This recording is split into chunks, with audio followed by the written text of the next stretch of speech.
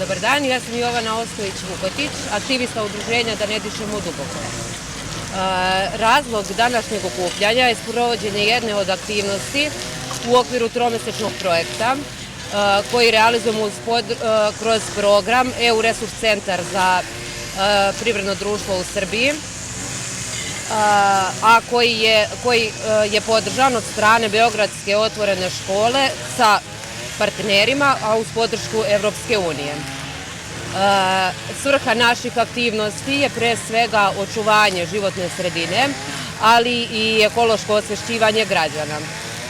Cilj nam je da donesemo neke promene što se tiče upravljanja otpadom na lokalnom nivou, kako bismo sprečili neke buduće ekološke katastrofe. Želim da se zahvalim Užičkom centru za prava deteta, uz čiju podršku realizujemo ovaj projekat.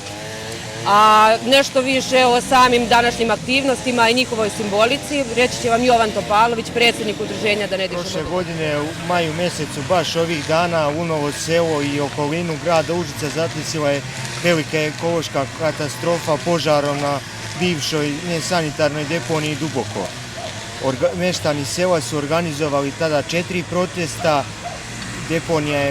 požar je saniran, zatim su u septembru pokušali ponovo da rade, ali meštani i aktivisti su se organizovali u udruženju Da ne dišemo duboko i 120 dana proveli na blokadi, gde su izdejstvovali da republičke inspekcije i sud izdaju privremenu meru i zatvore deponiju. Naložena je sanacija i rekultivacija, do današnjeg dana ništa nije urađeno, a vreme za to je isteklo.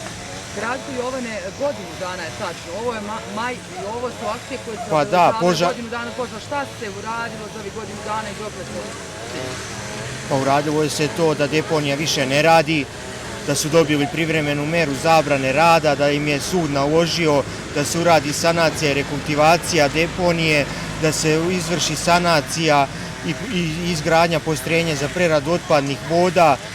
Imali su rok od 120 i 180 dana, ništa od toga nije učinjeno. Apsolutno ništa. Šta je sa tužbama? Tužbe su i dalje aktivne, spor je u toku, pa vidjet ćemo kako će proces ići dalje. Nadamo se u objektivno sudstvo. Evo, vi ste ovdje u Lunovom selu, vama i dalje otpadne vode idu u selo, tako? Da, isto kao i pre. Ništa se promenilo nije. Samo možda nije boja tako jakog intenziteta, ali hemijska zagađenost je ista.